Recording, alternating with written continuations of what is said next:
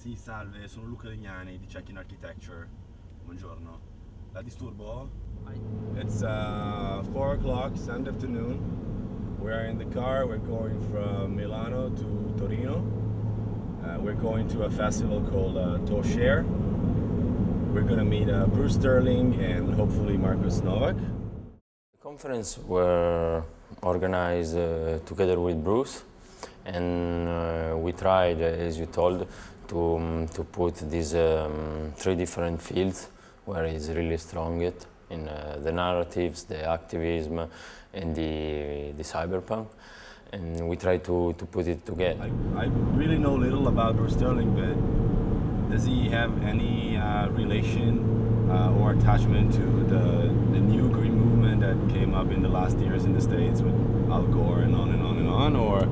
He's not trying to influence Al Gore. He's trying to influence people who are going to develop new technologies, to put the energy and imagination and innovation into new technologies for the environment, as opposed to new technologies for platforms or social networking or whatever. But what I am is a novelist, and I study all these things because I can write about them, and I want to write from that tone of voice. Like if I have an architect in a novel, and I have had architects in novels, I want him to talk the way an architect talks.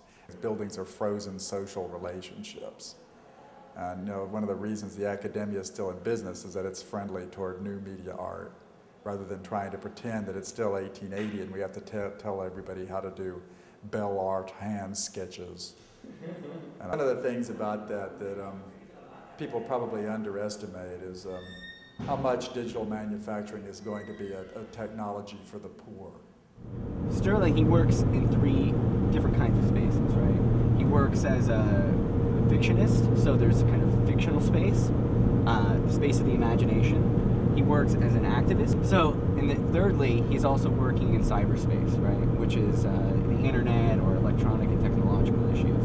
So how these 3 spaces come together, Marcus Novak, he concentrates primarily on cyberspace. In the 90s, he published an essay called Liquid Architecture in Cyberspace, which is about how architecture functions in cyberspace. I mean, Marcus Novak thinks that cyberspace has an architecture, is an architecture.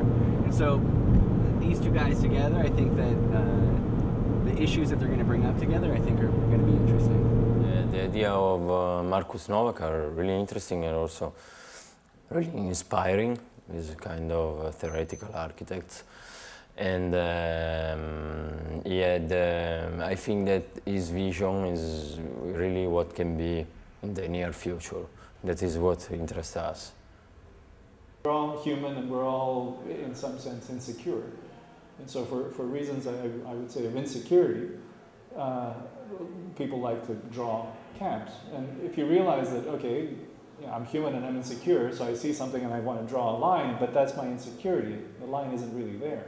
A situation where the historical space that we've always had still exists, but it's been augmented by GPS, by the internet, by radio, by television, by just information. Information space itself it's another non or n-dimensional space, and to the extent that there's space, they're all architectural possibilities, if architects embrace them, which is, I'm here for a little bit of time, what's the most I can make of it? And the most I can make of it is not to put walls in front of myself that aren't there. If there's a wall and I hit my head, there's a wall and I hit my head, fine. But I don't want to hit my head on a wall that doesn't exist. What are we going to ask these people today? I mean, what is our mission goal? The question that we have today is, why is actual architecture and actual geography still important, still crucial?